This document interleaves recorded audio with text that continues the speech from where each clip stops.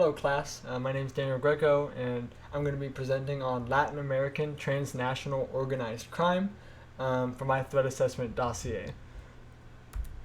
So before we get started, I just want to briefly outline what we're going to be covering. I'm going to start with talking about the theory that I used to inform basically all that I learned from doing my research, and it helps explain certain behavior of criminal organizations and what might be the best solutions to stopping crime in Latin American countries. The types of criminal activity that we're going to be discussing mostly revolves around narcotics and different forms of trafficking. So we'll get to those and deal with them each in turn. And then finally, we're going to be covering some of the policies that I propose as measures to fight transnational criminal organizations and their operations.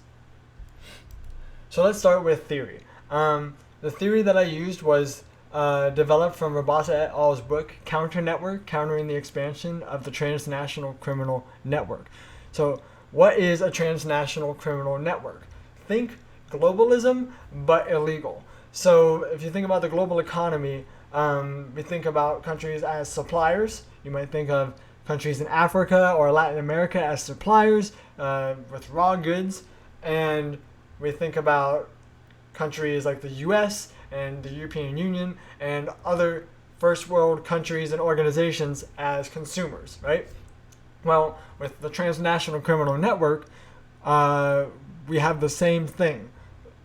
Criminal organizations use certain countries as suppliers, so you might think of like Colombia with cocaine, and certain countries as consumers. In this case, it would be the US. It's important to note that there's actually a third type of country in the transnational criminal network, and that's going to be called the transporter country. Where the suppliers create the illicit drugs, or they move the people, or they have the people who are wishing to be moved or are being illegally trafficked, and the consumer is the one receiving those quote-unquote goods. But the transporter country is going to be sort of an in-between stage, and it's because you can't just move these goods through legal means, obviously. So transporter countries work as sort of a go-between. In the case of Latin American transnational criminal networks, we're going to see South American countries, as well as Mexico, as suppliers, Central America and Mexico as transporters, and the U.S. is going to be the consumer we're focusing on. It's important to note that these roles are not static and are based on what the product is. So when we move to arms trafficking, we're going to see a switch in who the suppliers are and who the consumers are. Okay, so what is a transnational criminal organization? Well, organized crime is just a structure through which criminals operate large-scale criminal activity.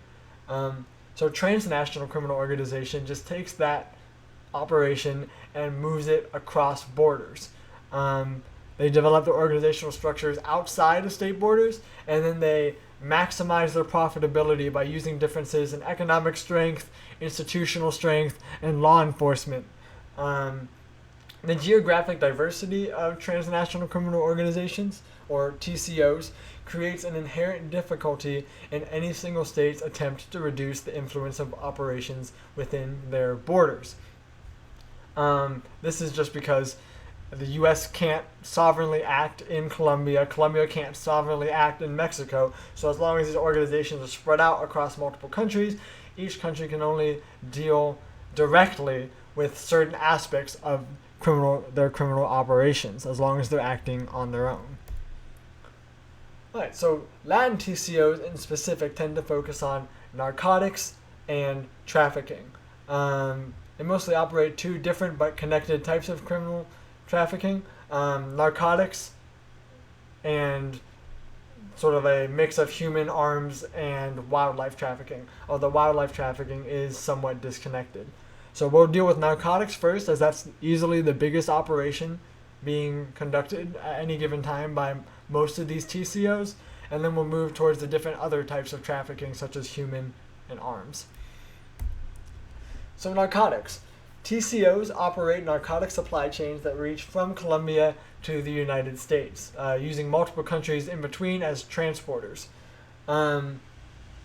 Mexico and Colombia have the largest drug cartels. You can think of transnational drug cartels such as the Los Zetas or the Sinaloas and even the Juarez cartel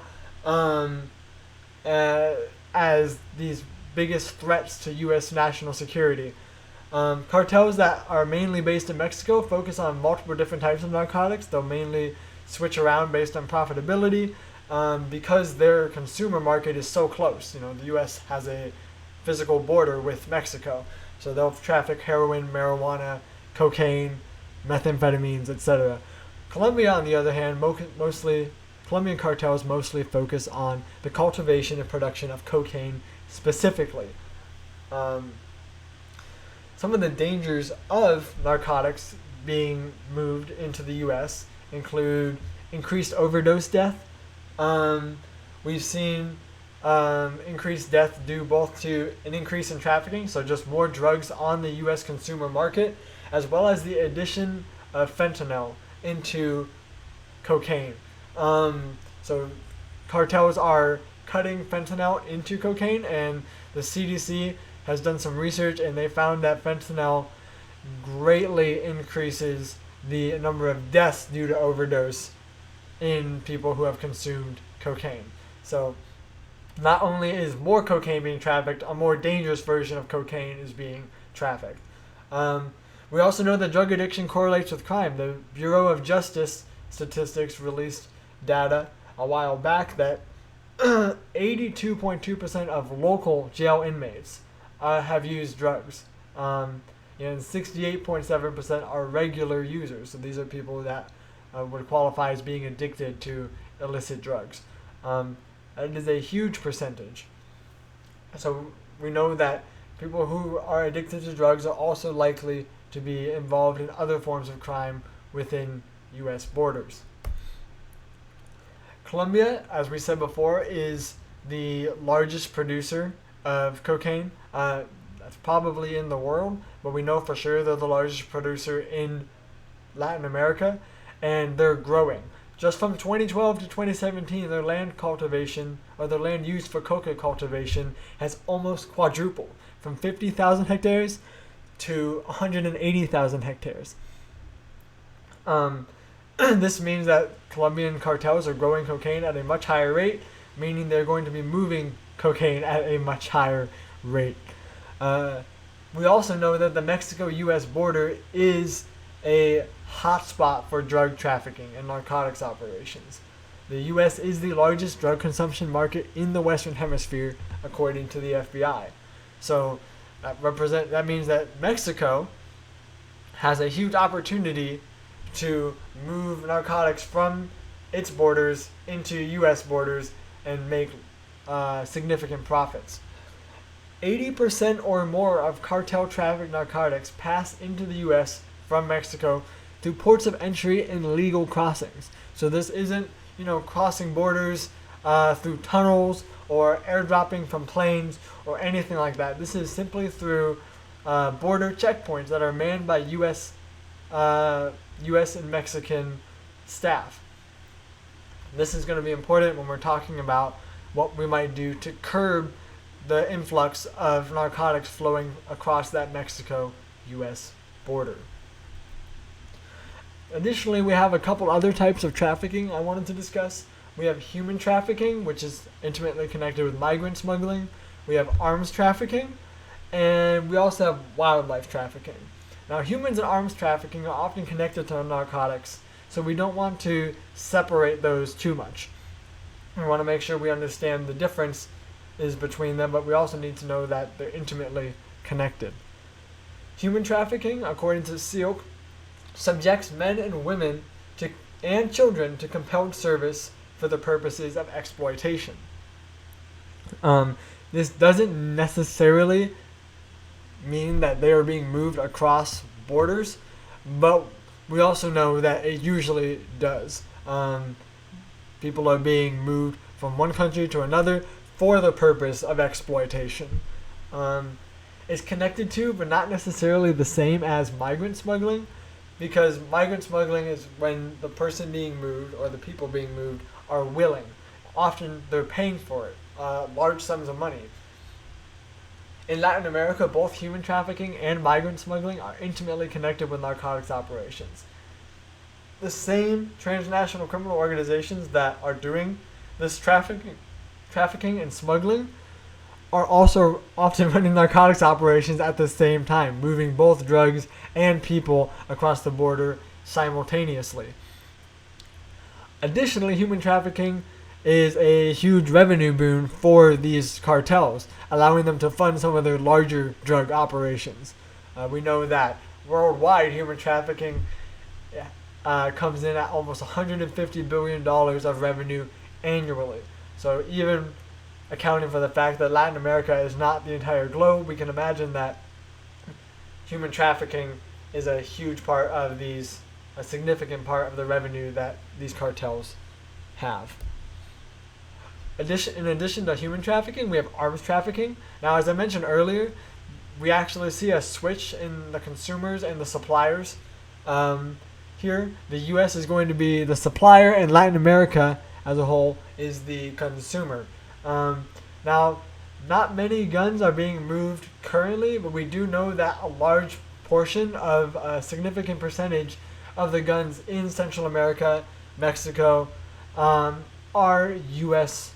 made. They were trafficked from the U.S. during civil wars and times of unrest. And we know that because the ATF, or the Bureau of Alcohol, Tobacco, Firearms, and Explosives, has traced a lot of these trafficked guns that have been seized by local governments.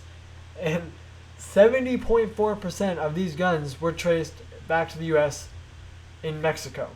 So that means that 70.4% of the guns seized from illegal operations such as human trafficking and narcotics were traced back to the U.S. They were U.S. origin, U.S. made.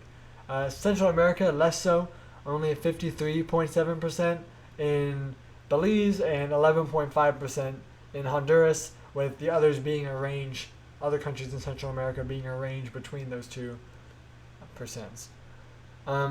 These guns are often being used by cartels to protect their operations through violence, which increases the danger for law enforcement as well as the bloodshed of innocent civilians and law enforcement when these operations are combated by local governments. Most of these weapons, unlike the picture that I have here, most of these weapons are handguns, which are easy to move, easy to hide, and for most operations that cartels are conducting are just as effective, making it even more dangerous. And finally, I just wanted to touch on wildlife trafficking. While human and arms trafficking are large-scale operations being conducted by these large cartels, wildlife trafficking tends to be conducted by individuals and small organizations, and thus it isn't really connected to any of these other forms of trafficking. So the threat level is pretty small to the U.S. national security on the whole. However, the reason I bring it up is because it is growing, and it's growing under the radar. As U.S. policymakers and law enforcement are focusing on these larger operations, and rightly so, wildlife trafficking has purposely disconnected itself from these other forms of criminal organizations and instead have sort of operated on their own, uncontested. So what should the U.S. do about this? One of the things we should do is reduce our profitability as a consumer market. If we really believe that these transnational criminal networks are operating off of profitability, the U.S. will become a smaller target once we're not as profitable. We need to reduce the demand for drugs within the U.S. And one of the ways we can do that is by legalizing less dangerous drugs that are producing profits for cartels. Marijuana would be an example of this. When people have legal options, they are less likely to use illicit drugs. Additionally, the U.S. should conduct information campaigns connecting drug use directly with the power and violence of drug cartels, informing average citizens about the dangers of consuming illegal drugs and how that contributes to human trafficking and arms trafficking and violence and bloodshed. For those who are already caught up in illicit drug use and are addicted, addiction needs to be destigmatized and recovery needs to be promoted so that these individuals can get the help they need, and we reduce the number of consumers that these cartels can profit off of. Additionally, we need to fight corruption in Latin America, as corruption enables drug cartels and human traffickers, changing law enforcement from a deterrent into a cost of doing business. We can do this through diplomacy, public condemnation, sanctions, and perhaps most effectively, conditional aid. Tying aid to reduction in corruption not only gives countries incentives to reduce that corruption, but also increases the capital that Latin American governments have to implement anti-corruption measures. The aid that they're getting from the U.S. increases the capital that Latin American governments have to work with. In addition, we should be increasing coordination between the Department of Justice, CIA, and banking corporations in the private sector. Banks that are operating within the U.S. should have monitored access to intelligence, tracking individuals suspected of engaging in international trafficking. This is especially important in migrant smuggling, wherein there's a voluntary transaction of money between those wishing to be smuggled and their traffickers. Access to such intelligence would allow banks to create networks showing payments between smugglers and cartel lords and underlings and the migrants themselves, aiding in the U.S. effort to break up crime rings. And finally, we should increase border ports of entry funding. We already talked about the fact that 80% of all drugs, except marijuana, are trafficked in through border ports of entry, which are often underfunded and undermanned. If we increase the funding for these border entry points, border agents will be more able to identify and seize illegal narcotics, humans, and arms. Because of their better equipment, having more agents, allowing for decreased workloads, as well as just more sophisticated technology at the border. So I just want to thank you guys for a great class. I really, really enjoyed learning about intelligence, and I've enjoyed doing this research and just being able to talk with you guys in discussion boards and learn the different material together. So hopefully I'll see you guys in a future class, but if not, it's been a joy learning with you guys. Thank you.